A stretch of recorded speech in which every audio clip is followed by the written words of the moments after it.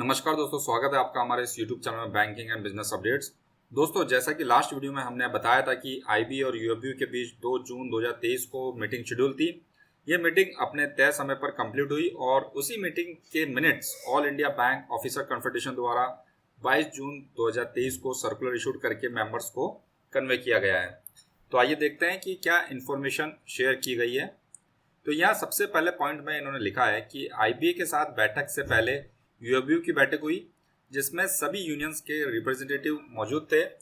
इस मीटिंग में उन सभी महत्वपूर्ण मुद्दों पर चर्चा की गई जो कि अभी हल नहीं हुए हैं, जैसे introduction of 5 banking days per week, updation of pension, restoration of old pension scheme for employees officer joined the bank after 1st of April 2010, commencement of negotiation on our charter of demands for next wage revision settlement joint note, need for adequate recruitment of clerical staff, sub staff and part time employees। UFB की इस meeting में ये राय उभर के आई क्योंकि इन मुद्दों को सुलझाने में देरी हो रही है और IBA गंभीर प्रयास नहीं कर रहा है, इसलिए यूनियन को आंदोलन कार्यक्रम का निर्णय लेना चाहिए। हालांकि यह महसूस किया गया कि दोपहर में IBA के साथ मीटिंग के बाद उनकी प्रतिक्रियाओं को देखते हुए UFB एजुकेशन प्रोग्राम डिसाइड करेगा। दोपहर में निर्धारित कार्यक्रम के अनुसार IBA और UFB के बीच विभिन्न मुद्दों पर चर्चा हुई और उसकी जानकारी इस प्रकार है। सबसे पहले है medical insurance scheme.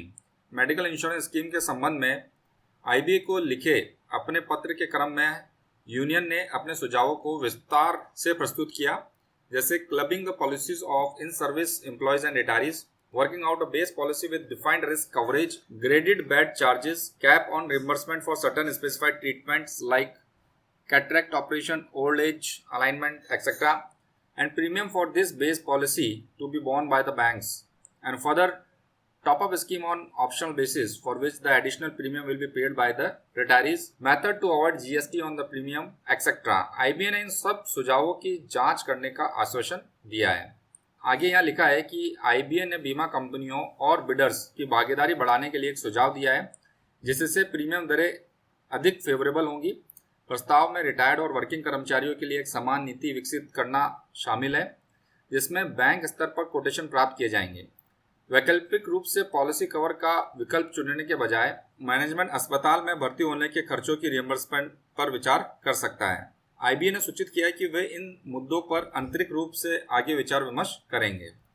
Next point में यहाँ इन्होंने TPA की अनसेटिस्फैक्टरी सर्विसेज के बारे में बताया, जो कर्मचारियों, अधिकारियों और सेवानिवृत्त लोगों के लिए कठिनाइयों का कारण बन रही है।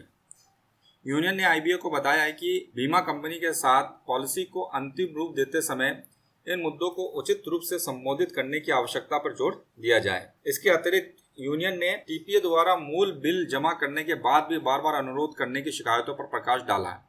इसके जवाब में IBA HRMS के भीतर एक अलग सिस्टम विकसित करने पर सहमत हुआ है।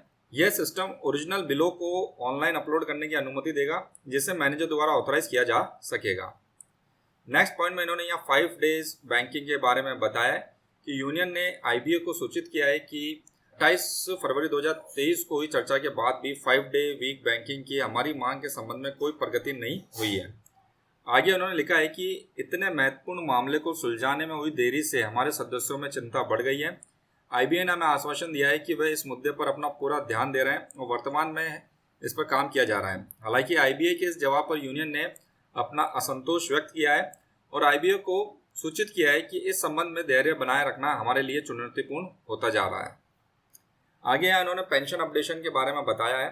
यहाँ इन्होंने लिखा है कि यूनियन ने पेंशन अपडेशन का मामला उठाया है और SBI में पेंशन से संबंधित विभिन्न मुद्दों के समाधान के सरकार द्वारा स्थापित समिति पर प्रकाश डाला है। IBA ने इस मामले के बारे में उनकी जागरूकता को स्वीकार किया है और इस पर आगे चर्चा करने की इच्छा व्यक्त की है। इसके अतिरिक्त यूनियन ने नवंबर 2002 से पहले सेवानिवृत्त लोगों के लिए पेंशन पर DA न्यूट्रलाइजेशन का मुद्दा भी उठाया है। साथ ही इस मामले के लिए एक एम्बिकेबल समाधान खोजने के महत्व पर जोर दिया है। नेक्स्ट पॉइंट में 12th वेज रिवीजन टॉक्स के बारे में बताया है। यहाँ इन्होंने लिखा है कि यूनियन ने IBA को सूचित किया है कि IBA के साथ चर्चाओं के दौरान उनके आश्वासन के बावजूद उन्होंने अभी तक 12th वेज रिवीजन पर बातचीत शुरू नहीं की है। यह देरी काफ़ी चिंता का कारण बन रही है। हालांकि इस मीटिंग में चर्चा के बाद IBA ने संकेत दिया है कि बातचीत जुलाई 2023 के मध्य तक शुरू होने की संभावना है। नेक्स्ट पॉइंट में इन्होंने बैंक में एडुकेट रिक्रूटमेंट के बारे में लिखा है। यूनियन ने क्लेरिकल सब स्टाफ और पार्ट टाइम कैडर्स कर्मचारियों की गंभीर कमी का मुद्दा उठाया, जिसके कारण मौजूदा कर्मचारियों पर अत्यधिक काम का बोझ, अधिकारियों पर दबाव बढ़ रहा है और ग्राहक सेवा में कमियां समेत अन्य चिंताएं बढ़ रही है। इसके जवाब में आईबीए ने कहा है कि भर्ती बैंक स्तर का मामला है और इसमें इसकी कोई भूमिका नहीं है। आईबीए की इस बात पर यूनियन ने असहमति व्यक्त की है।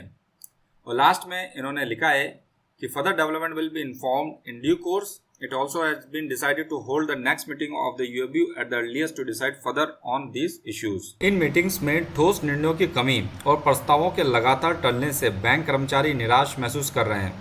ऐसा लगता है कि उनकी भावनाओं के साथ खिलवाड़ किया जा रहा है, क्योंकि लगातार बैठकों से बहुत कम प्रगति या ठोस नतीजे निकल पा रहे हैं।